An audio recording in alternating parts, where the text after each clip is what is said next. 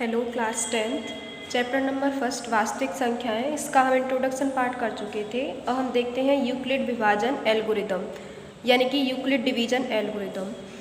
Algorithm का meaning समझते हैं। सबसे पहले एल्गोरिदम का मीनिंग होता है कि किसी भी मैथमेटिकल प्रॉब्लम को स्टेप बाय सॉल्व करना क्या बोला जाता है, एल्गोरिदम। विभाजन का मतलब पता ही है आपको, यानी कि डिवाइड करना। यूक्लिड उस पर्सन का नाम था जिन्होंने यूक्लिड विभाजन एल्गोरिथम दिया था।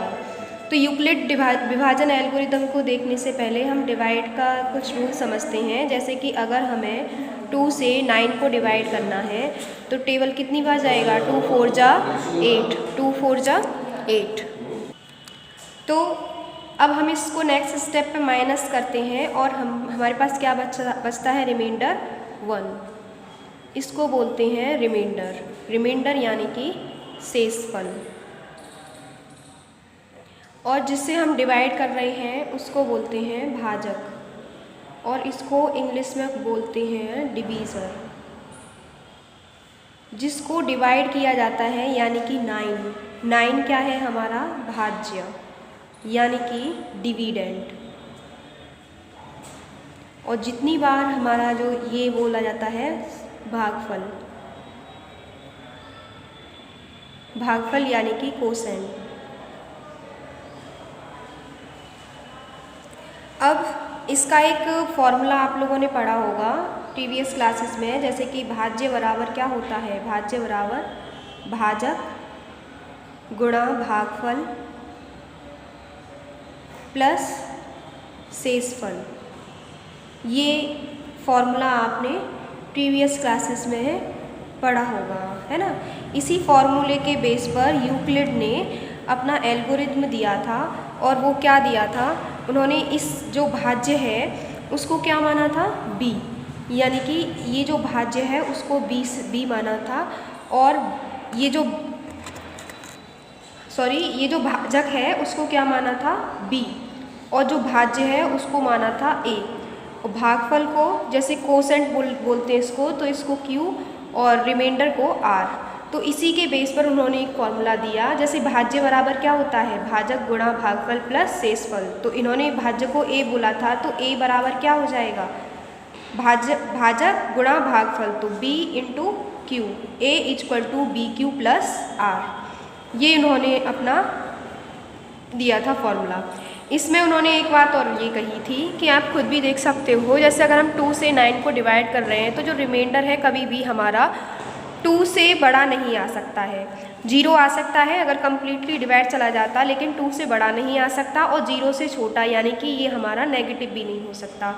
तो r के लिए उन्होंने कहा था कि r greater than equal to 0 हो सकता है लेकिन लेस देन b रहेगा।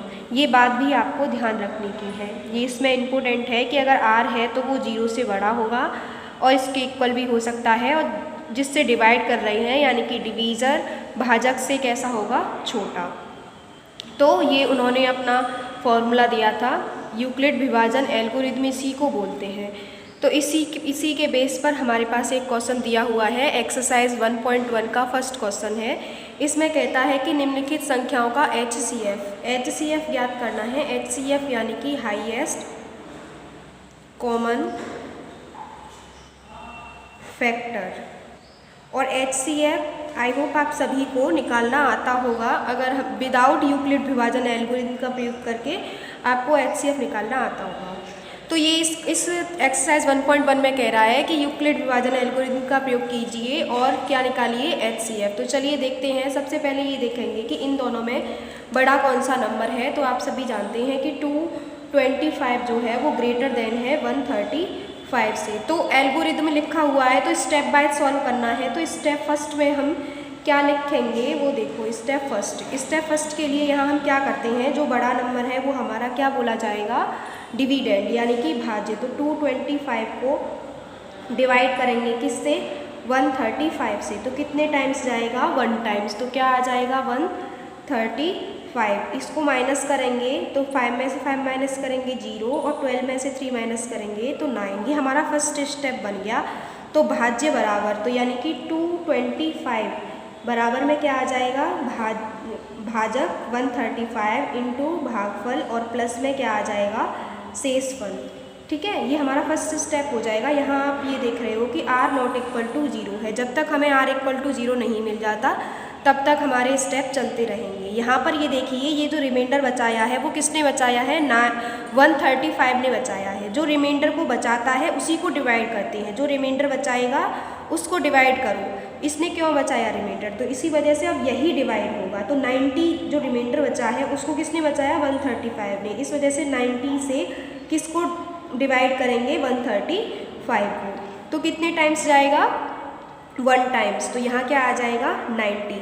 इसको माइनस करेंगे तो यहाँ 5 बचेगा। 13 में से 9 माइनस करेंगे तो 4 बचेगा। अब ये हमारा सेकंड स्टेप आ गया, क्योंकि एल्गोरिथम का प्रयोग करके हमें इसको करना है, और एल्गोरिथम यानी कि स्टेप वाइज इसको सॉल्व करना है। तो सेकंड स्टेप हमारा क्या बना, 135 इक्वल में क्या आ जाएगा, 90 इंटू 1 और प्लस में 45। यहाँ भी आप देख रहे हैं रिमाइंडर नॉट इक्वल टू 0 है।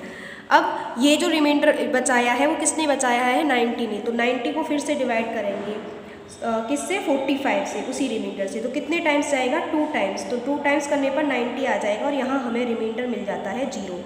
जो रिमाइंडर को 0 बचाता है वही हमारा क्या बोला जाता है, HCF, यानी कि जो रिमाइंडर को 0 कर देगा वो हमारा HCF बोला जाएगा।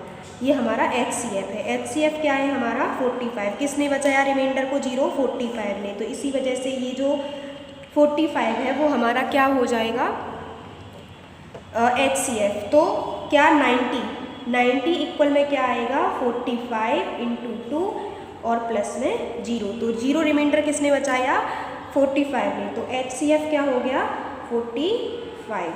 तो ये यूक्लिड डिवीजन एल्गोरिथम का प्रयोग करके हम क्या करते हैं, HCF निकालते हैं। ये 2 क्वेश्चन और हैं इस फर्स्ट क्वेश्चन में, इनको आप खुद से ट्राई करना। आई होप आपकी समझ में आया होगा। Thank you.